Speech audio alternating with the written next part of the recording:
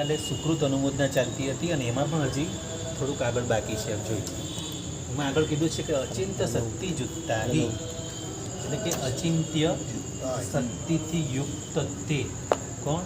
અરિયંત ભગવંતો, વિતરાગ વગેરે બધા.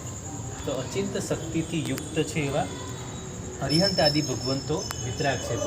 તે ભગવંતો વિયરાગા, તે બધા ભગવંતો વિતરાગ છે. સગુણનું છે એટલે કે સર્વજ્ઞ છે.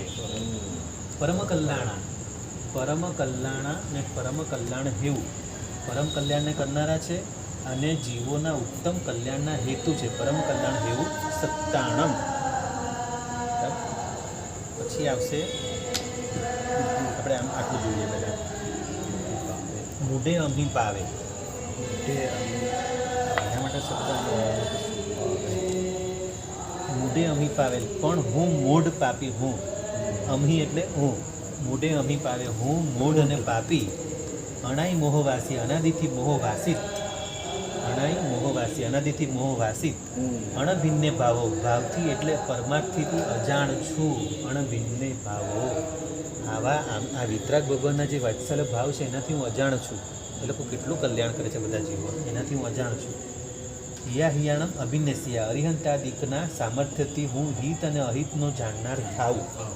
એટલે કે એમનું જે હિત ને અહિત જે આપણને શું બતાવે છે કે શું છોડવા જેવું છે ને શું લેવા જેવું છે, શું મેળવવા જેવું છે, એનો હું જાણકાર બનું. ભગવાનની દ્રષ્ટિથી, ભગવાનની જ્ઞાનથી, એમના વચનોથી હું એટલો જાણકાર બનું કે મારું હિત શેમાં છે ને મારું અહિત શેમાં છે.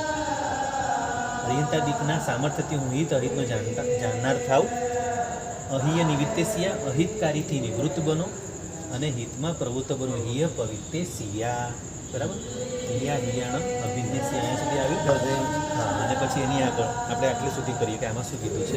હવે જે ગુરુમાએ જે કીધું છે એના આખા ભાવાર્થ આપણે જોઈએ. એમણે જે વિવેચન કર્યું છે, કેમ કે બુદ્ધિ જ્યાં પહોંચી શકતી નથી તેવી અદ્ભુત શક્તિથી તે વિતરાગ, અચિંત્ય શક્તિ જુત્તાહી, તે વિતરાગ સર્વજ્ઞ પરમ કલ્યાણ સ્વરૂપ અરિહંત ભગવંતો, સિદ્ધ ભગવંતો છે. અરે તેમના માર્ગે બરોબર ચાલતા એવા આચાર્ય વગેરે સાધુ ભગવંતો પણ અમારા જીવોના પરમ કલ્યાણ સ્વરૂપ મોક્ષ માર્ગને અનેક રીતે અમને બતાવીને અમારા પર પરમ કલ્યાણમાં અત્યંત ઉપકારી છે. આચાર્ય ભગવંતો પણ રોજ આપણને પ્રવચન આપે છે, કેવું કેટલું સમજાવે છે, બરાબર. હું જ કેવો મૂઢ અને પાપી છું, અનાદિકાળના મોહના કુસંસ્કારોથી ખીચોખીચ ભરેલો છું કે આવા સાચા તત્વને અને તે તત્વના પ્રરૂપકોને હું આજ સુધી ઓળખી પણ શક્યો નથી. કેટલું આ લોકો, કેટલા ચોમાસામાં બધા સાધુ ભગવંતો આવીને કેટલું આચાર્ય ભગવંતો કેટલું સમજાવે.